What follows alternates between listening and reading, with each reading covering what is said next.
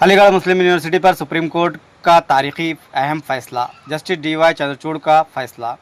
आज हम बात करेंगे अलीगढ़ मुस्लिम यूनिवर्सिटी के बारे में। सुप्रीम कोर्ट के एक तारीखी फैसले पर, जिसमें जस्टिस डी.वाई. चंद्रचूड़ की सरबराही में 7 रुकनी बेंच ने अहम हुकूकी सवालात पर फैसला सुनाया। ये फैसला तालीमी इदारों के आइनी किरदार और अखलाकी हकूक़ से मुताल्लिक़ है, जिसने पूरे मुल्क में बहस का आगाज़ कर दिया है। तो आइए जानते हैं इस फैसले की तफसीलात।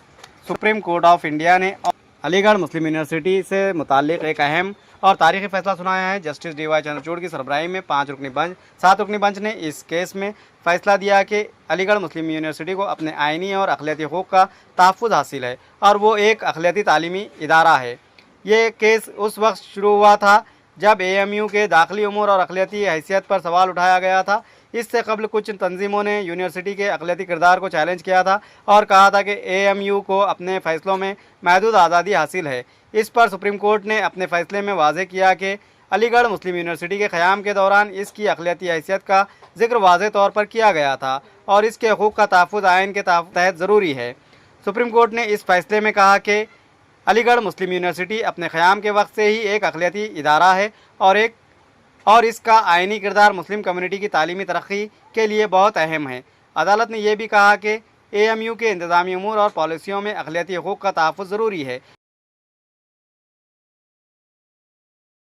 लेकिन इसके साथ साथ वो इदारा किसी भी सूरत में मुल्क के आइन के ख़िलाफ़ नहीं जा सकता। अदालत ने मज़ीद कहा कि AMU की खुद मुख्तारी और आज़ादी की हिफाजत ज़रूरी है ताकि वो मुसलमानों के तालीमी मफादात के तहफ़्फ़ुज़ में अपनी खिदमत जारी रख सके, लेकिन इस आज़ादी का दायरा आइन के उसूलों के अंदर रहकर होना चाहिए। इस फैसले में जस्टिस चंद्रचूड़ ने इस बात पर जोर दिया कि अखलाकी इदारे अपने खुद मुख्तार इदारे के तौर पर काम कर सकते हैं, मगर ये आज़ादी मुल्क के आइन और अवामी मफाद के मुताबिक होनी चाहिए। इन्होंने कहा कि तालीमी इदारों का मकसद न सिर्फ अखलाकी बिरादरी की तरक्की है, बल्कि मुल्क की मजमूई तरक्की में इनका किरदार भी अहम है।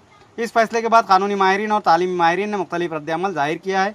बाज़ माहिरीन का कहना है कि यह फ़ैसला अखलाकी तालीमी इदारों के लिए एक अहम संगमेल साबित होगा, क्योंकि अब इन्हें अपने हकूक़ के तहफ़्फ़ुज़ के लिए कानूनी तौर पर ज़्यादा तहफ़्फ़ुज़ हासिल होगा। ताहम कुछ अफराद ने यह भी कहा है कि सुप्रीम कोर्ट के इस फैसले से अखलाकी इदारों की आज़ादी में तवाज़ुन पैदा करने की ज़रूरत है, ताकि इन इदारों की फ़ालियत आइनी हदूद के अंदर रहे और किसी भी तरह से तालीमी मयार पर मनफी असरात ना पड़े।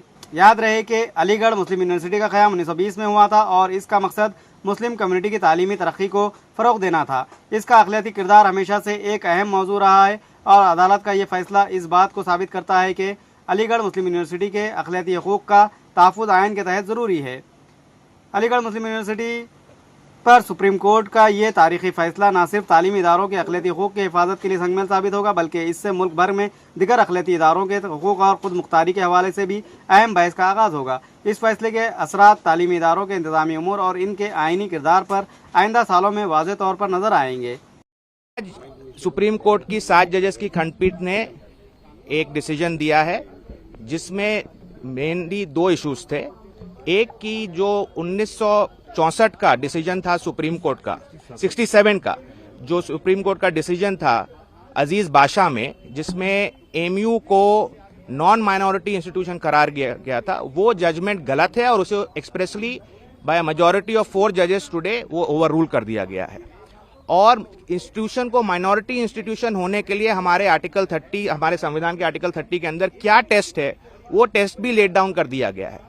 और क्या AMU एक्चुअली माइनॉरिटी इंस्टीट्यूशन है, उसके लिए एक छोटी जजेस की खंडपीठ अब ये इशू डिसाइड करेगी।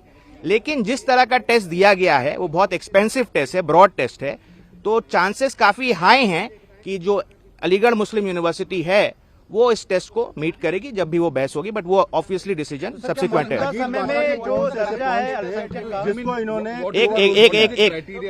The criteria is effectively the history of the organization, which is pre-establishment, that has to be taken into account. The court has also noted, which was an important issue, that incorporation of an institution, which is a legal issue, is different from its establishment, which is a factual issue.